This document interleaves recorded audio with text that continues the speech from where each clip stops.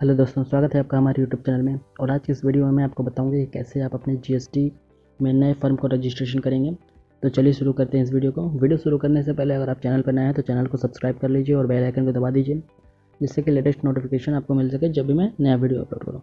तो चलिए शुरू करते हैं इस वीडियो को। जैसे कि आप देख सकते हैं कि मैं जीएसटी के पोर्टल पर हूँ और नीचे इसको स्क्रॉल करते ही आपको यहाँ पर टैक्स पेयर ऑप्शन में रजिस्टर नाउ का लिंक दिखेगा। यहाँ पर हम क्लिक करेंगे। जैसे हम क्लिक करेंगे तो हमें न्यू रजिस्ट्रेशन का पेज ओपन हो जाएगा। इस पेज पर हमें कुछ बेसिक डिटेल को भरना होगा। तो चलिए इस बेसिक डिटेल को हम भर लेते हैं। जैसे कि पहला ऑप्शन है हमारा आई एम पर हम यहाँ पर टैक्स पेयर चूज़ करेंगे। अगर आपके केस में डिडक्टर है या कलेक्टर है, जो भी आप चूज़ कर सकते हैं, तो हम यहाँ टैक्स पेयर चूज़ करेंगे।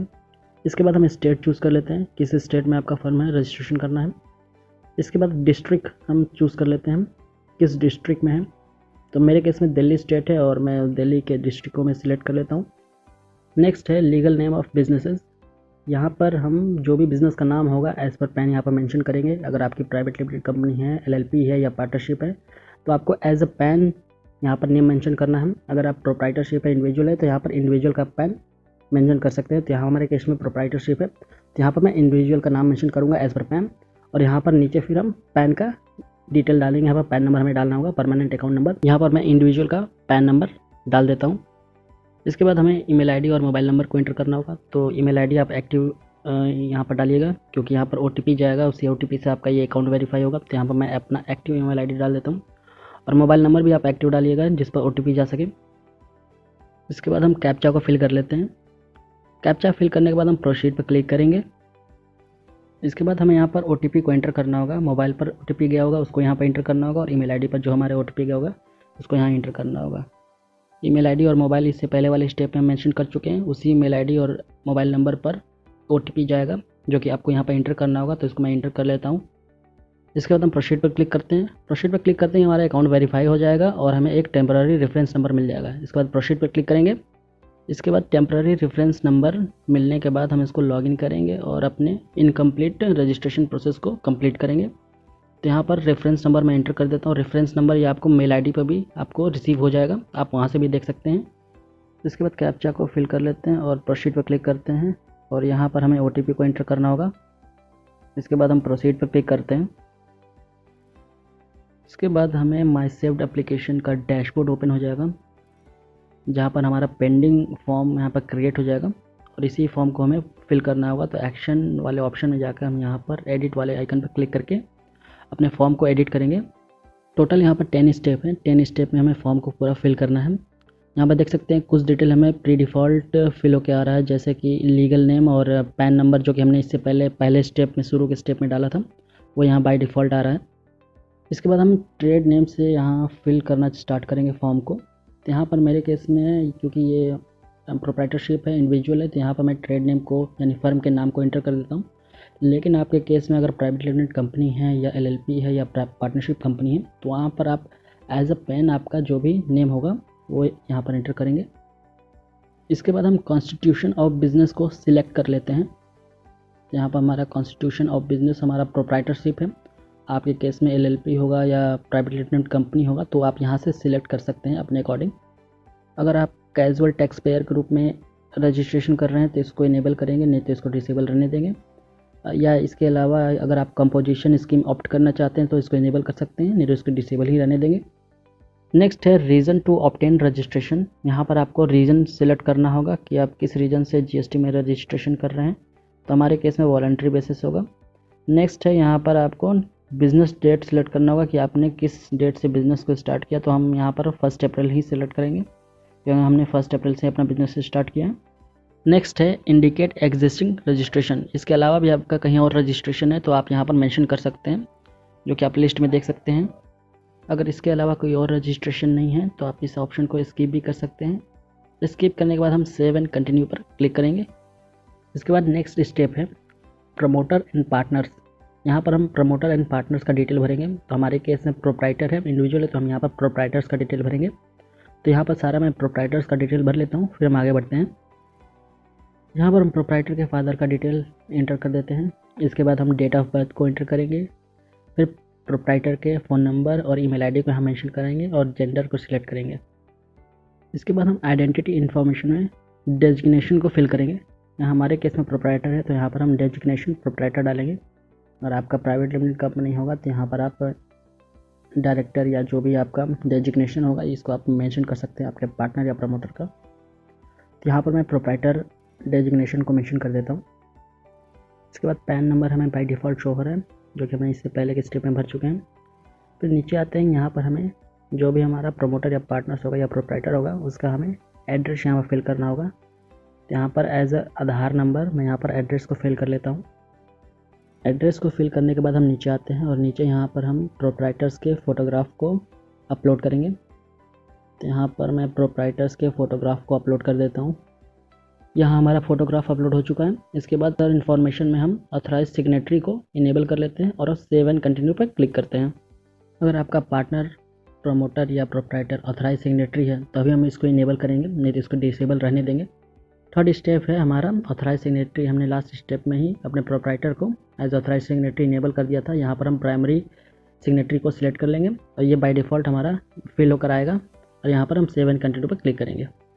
लेकिन अगर आपने प्रोप्राइटर, प्रमोटर या पार्टनर को एज ऑथराइज सिग्नेटरी इनेबल नहीं किया है तो यहाँ पर आपको ऑथराइज सिग्नेटरी में अपने ऑथराइज सिग्नेटरी का डिटेल को फिल करना होगा। मेरे केस में हमारा प्रोप्राइटर ही ऑथराइज सिग्नेटरी है तो इसी वजह से ये बाय डिफ़ॉल्ट फिल होकर आया है और यहाँ पर हम सेव एंड कंटिन्यू पर क्लिक करेंगे। फोर्थ स्टेप है हमारा ऑथराइज रिप्रेजेंटेटिव। अगर आपके केस में ऑथराइज रिप्रेजेंटेटिव कोई है तो आप इसको इनेबल कर सकते हैं। जैसे कि आपका कोई जीएसटी प्रैक्टिशनर है या कोई अदर्स भी है तो यहाँ पर आप इसको इनेबल करके उसके इनरोलमेंट आईडी को यहाँ पर आप सर्च करके यहाँ पर डिटेल को फिल कर सकते हैं। मेरे केस में नहीं है कोई, मैं इसको डिसेबल करूँगा और सेव एंड कंटिन्यू पर आगे क्लिक करूँगा। नेक्स्ट स्टेप है हमारा प्रिंसिपल प्लेस ऑफ बिजनेस। यहाँ पर आप बिजनेस एड्रेस को मेंशन कर सकते हैं। यहाँ पर आप मैप में अपने बिजनेस एड्रेस को पिन कर सकते हैं या आप नीचे मैनुअली पिन कोड डालकर बिजनेस एड्रेस को यहाँ पर मेंशन कर सकते हैं। तो मैं यहाँ पर मैनुअली बिजनेस एड्रेस को मेंशन कर लेता हूँ। फिर हम आगे बढ़ते हैं। एड्रेस को फिल करने के बाद हम नीचे स्क्रॉल करेंगे और यहाँ पर हम स्टेट ज्यूरिडिक्शन ऑप्शन में डिटेल्स को भरेंगे। यहाँ पर आपके केस में दूसरा है हो सकता है, क्योंकि मेरे केस में मेरे एड्रेस के अनुसार ये ज्यूरिडिक्शन आ रहा है। यहाँ पर इसके बाद फिर हम सेंट्रल ज्यूरिडिक्शन में यहाँ पर कमिश्नरेट को सिलेक्ट करेंगे, डिवीज़न को सिलेक्ट करेंगे और रेंज को सिलेक्ट करेंगे। फिर इसके बाद हम आगे बढ़ेंगे। फिर इसके बाद कॉन्टैक्ट इन्फॉर्मेशन में मेल आईडी और मोबाइल नंबर बाय डिफ़ॉल्ट हमारा पड़ा हुआ है। फिर इसके बाद हम नेचर ऑफ प्रोसेसन ऑफ प्रीमाइसेस में आ जाते हैं। यहाँ पर बिजनेस एड्रेस के लिए हमें प्रूफ अपलोड करना होगा। इसके लिए आप इलेक्ट्रिसिटी बिल, म्यूनसिपल खाता या लीगल ओनरशिप डॉक्यूमेंट या इसके अलावा आपके पास प्रॉपर्टी टैक्स की रिसिप्ट है तो उसको भी आप अपलोड कर सकते हैं। अगर आपके केस में आपका बिजनेस एड्रेस रेंटेड है तो यहाँ पर आप रेंट एग्रीमेंट सिलेक्ट करके रेंट एग्रीमेंट को भी अपलोड कर सकते हैं। इसके बाद मैं अपना इलेक्ट्रिसिटी बिल अपलोड कर देता हूँ। इलेक्ट्रिसिटी बिल अपलोड करने के बाद नेक्स्ट ऑप्शन है नेचर ऑफ बिजनेस एक्टिविटी। आपका किस टाइप का बिज़नेस है वो आपको यहाँ पर मेंशन करना होगा। तो हमारे केस में सप्लायर ऑफ सर्विसेज है तो यहाँ पर सप्लायर ऑफ सर्विसेज में सिलेक्ट कर लूँगा। अगर आपके केस में कुछ और भी होगा, factory, manufacturing, lease business, retail business, work contract, export import, warehouse, wholesale business या कोई भी ऑप्शन होगा तो आप यहाँ पर चूज़ कर सकते हैं, या इसके अलावा भी कोई ऑप्शन होगा तो यहाँ पर अदर्स भी आप ऑप्शन चूज़ करके आगे बढ़ सकते हैं। नेक्स्ट है have additional place of business. यानी प्रिंसिपल प्लेस के अलावा कोई और बिजनेस का एड्रेस है तो यहाँ पर आप इसको इनेबल कर सकते हैं, जो कि नेक्स्ट स्टेप में आपको एडिशनल बिजनेस एड्रेस आपको फिल करना होगा। अगर आपका बिजनेस एड्रेस कोई और नहीं है तो आप इसको डिसेबल ही रहने देंगे और सेव एंड कंटिन्यू पर हम क्लिक करेंगे। नेक्स्ट स्टेप है हमारा एडिशनल प्लेस ऑफ बिजनेस। इसका मतलब प्रिंसिपल प्लेस के अलावा भी कोई बिजनेस एड्रेस है तो यहाँ पर आप मेंशन कर सकते हैं, नहीं है तो कंटिन्यू पर हम क्लिक करेंगे। नेक्स्ट स्टेप है हमारा गुड्स एंड सर्विसेज। इस ऑप्शन में अगर गुड्स है तो आपको कम से कम 5 गुड्स के HSN कोड यहाँ पर सिलेक्ट करने होंगे। अगर सर्विसेज है तो कम से कम 5 सर्विसेज के SSC कोड आपको यहाँ पर सिलेक्ट करने होंगे। तो मेरे केस में सर्विसेज है तो मैं यहाँ पर कम से कम 5 सर्विस को सिलेक्ट कर लेता हूँ, उसके SSC कोड को। यहाँ पर हमने 5 सर्विसेज के SSC कोड को सिलेक्ट कर लिए हैं। इसके बाद हम सेव एंड कंटिन्यू पर क्लिक करेंगे और नेक्स्ट स्टेप में हम आ जाएंगे। नेक्स्ट स्टेप है हमारा स्टेट स्पेसिफिक इन्फॉर्मेशन। यहाँ पर स्टेट स्पेसिफिक इन्फॉर्मेशन में अगर आप प्रोफेशनल टैक्स में रजिस्ट्रेशन है तो वहाँ पर आपको EC नंबर देना होगा। प्रोफेशनल टैक्स में रजिस्ट्रेशन है तो उसका RC नंबर। स्टेट एक्साइज में भी अगर आप पहले से रजिस्ट्रेशन है तो वहाँ आपको लाइसेंस नंबर देना होगा। इसके अलावा भी कोई भी रजिस्ट्रेशन है तो यहाँ पर आप मेंशन कर सकते हैं और सेव एंड कंटिन्यू पर क्लिक कर देंगे। सेव एंड कंटिन्यू पर क्लिक करने के बाद हमारा नेक्स्ट ऑप्शन है आधार ऑथेंटिकेशन। इस ऑप्शन में हम आधार ऑथेंटिकेशन को इनेबल करेंगे और सेव एंड कंटिन्यू पर क्लिक करेंगे, क्योंकि बाय डिफ़ॉल्ट यहाँ पर सारा डेटा फिल होगा। तो यहाँ पर हमें कुछ नहीं करना है, हमें यहाँ पर सिर्फ सेव एंड कंटिन्यू पर क्लिक करना है। हमारे पास वार्निंग आएंगे, वार्निंग को इग्नोर करना है और ओके पर क्लिक करना है। फिर हमारा नेक्स्ट स्टेप आ जाएगा, फाइनल स्टेप है जो कि वेरिफिकेशन। इस स्टेप में हमें ऊपर वाले वेरिफिकेशन डिक्लेरेशन में टिक करना होगा। टिक करने के बाद हम ऑथराइज सिग्नेटरी को सिलेक्ट कर लेंगे। इसके बाद हम प्लेस यहाँ पर डालेंगे। यहाँ पर हम प्लेस डालने के बाद हम सबमिट विथ EVC पर क्लिक करेंगे, क्योंकि हमारा प्रोप्राइटरशिप है तो हम EVC ऑप्शन को चूज़ करेंगे। अगर आपके केस में प्राइवेट लिमिटेड कंपनी है, LLP है, पार्टनरशिप कंपनी है, तो यहाँ पर आपको DSC चूज़ करना होगा। तो यहाँ पर EVC में आपका आधार ऑथेंटिकेशन होगा, आधार वाले नंबर पर आपका OTP जाएगा। यहाँ से मैं OTP को एंटर कर देता हूँ और फिर वैलिडेट OTP पर मैं क्लिक कर दूँगा।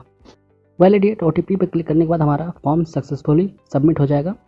फॉर्म सक्सेसफुली सबमिट होने के बाद हमारे पास आधार KYC हमारे मेल पर जाएगा, जो कि हमें वेरीफाई करना पड़ेगा। यहाँ पर क्लिक हेयर पर हम क्लिक करके आधार से अपनी KYC को वेरीफाई करते हैं। मैं KYC को मोबाइल से ही वेरीफाई कर देता हूँ, क्योंकि मेल ID मेरे मोबाइल में ओपन है। जैसे हम लिंक पर क्लिक करते हैं, आपको इस तरह का KYC आपका फॉर्म ओपन हो जाएगा। यहाँ पर हम नीचे स्क्रॉल करेंगे और यहाँ पर कंसेंट फॉर ऑथेंटिकेशन पर क्लिक करेंगे। जैसे ये चेक हो जाएगा, इसके बाद हम नीचे आएंगे और नीचे आने के बाद हमें दो ऑप्शन दिखेंगे, VID और आधार नंबर। हम आधार नंबर क्लिक करेंगे। क्लिक करने के बाद हम नीचे यहाँ पर आधार नंबर को एंटर कर लेते हैं और आधार नंबर को एंटर करने के बाद हम वैलिडेट आधार नंबर पर क्लिक करेंगे। वैलिडेट आधार पर क्लिक करते ही हमारे आधार नंबर पर आधार KYC वेरिफिकेशन के लिए OTP जाएगा। यहाँ पर अब OTP को हम इंटर करेंगे। OTP इंटर करने के बाद हम वैलिडेट OTP पर क्लिक करेंगे। जैसे ही हम वैलिडेट OTP पर क्लिक करते हैं तो हमारा सक्सेसफुली KYC वेरीफाई हो जाएगा। हमारा फॉर्म सक्सेसफुली वेरीफाई होने के बाद हमारे पास आधार होल्डर का डिटेल शो होने लगेगा। आप देख सकते हैं कि यहाँ पर आधार होल्डर का हमें डिटेल शो हो रहा है। यहाँ पर हमारा सारा रजिस्ट्रेशन प्रोसेस हो चुका है। इसके बाद हमें एक एक्नॉलेजमेंट हमारे रजिस्टर्ड मोबाइल नंबर और ईमेल ID पर रिसीव हो जाएगा। इसके बाद हम डैशबोर्ड पर क्लिक करेंगे तो यहाँ पर हम स्टेटस देख सकते हैं कि पेंडिंग फॉर वैलिडेशन और हमारा फॉर्म सक्सेसफुली सबमिट हो चुका है। यहाँ पर हमारा डेट ऑफ एक्सपायरी लिखा हुआ है 1/5/2022, यानी 1 मई को हमारा ये, अगर उससे पहले हमारे ये फॉर्म अप्रूव नहीं होता है तो ये फिर एक्सपायर हो जाएगा, तो उससे पहले ये अप्रूव हो जाएगा। ये हमारा फॉर्म नज़दीकी कमिश्नरेट ऑफिस में जाएगा और इसके बाद वहाँ पर जो अधिकारी होगा इस फॉर्म को रिव्यू करेगा। रिव्यू करने के बाद अगर हमारे फॉर्म में सब कुछ सही रहेगा तो हमारे फॉर्म को, एप्लीकेशन को ये अप्रूव कर देगा और हमें GST नंबर इशू हो जाएगा। लेकिन हमारे फॉर्म में कुछ कमियां रहेंगी या कुछ उसको गलत लगेगा तो वो रिजेक्ट कर सकता है या री अप्लाई के लिए हमें बोलेगा। इसके लिए वो रीज़न भी हमें देगा कि किस रीज़न की वजह से उसने रिजेक्ट किया। उसको फिर हम रेक्टिफाई करेंगे, सही करेंगे और सही करने के बाद उसको फिर री अप्लाई करेंगे। सब कुछ सही होने के बाद कम से कम 1 हफ्ते या 10 दिन के अंदर हमें हमारा GST नंबर इशू हो जाएगा। अप्रूव होने के बाद हमें GST में लॉगिन और पासवर्ड क्रिएट करने के लिए लिंक आएगा, जहाँ से हम लॉगिन और पासवर्ड अपना GST पोर्टल क्रिएट करेंगे। इस तरह सारे स्टेप आप फॉलो करके आप GST में नया रजिस्ट्रेशन कर सकते हैं। फिलहाल इस वीडियो में इतना ही। अगर ये वीडियो आपको इन्फॉर्मेटिव लगा हो तो वीडियो को लाइक कर दीजिएगा। वीडियो से रिलेटेड कोई भी डाउट हो तो आप नीचे कमेंट करिएगा, मैं उसका ज़रूर आंसर दूंगा। इस वीडियो को अपने फ्रेंड्स और फैमिली के साथ शेयर करिए। अगर आप हमें सपोर्ट करना चाहते हैं तो सब्सक्राइब जरूर कर लीजिएगा, जिससे कि हमें थोड़ा मोटिवेशन मिलेगा और अच्छी वीडियो बनाने का। सब्सक्राइब के साथ साथ आप बेल आइकन को ज़रूर दबा लीजिएगा, जिससे कि जब भी मैं नया वीडियो अपलोड करूं तो आपको नोटिफिकेशन मिल सके। फिलहाल इस वीडियो में इतना ही। मिलते हैं आपसे अगले वीडियो में, तब तक के लिए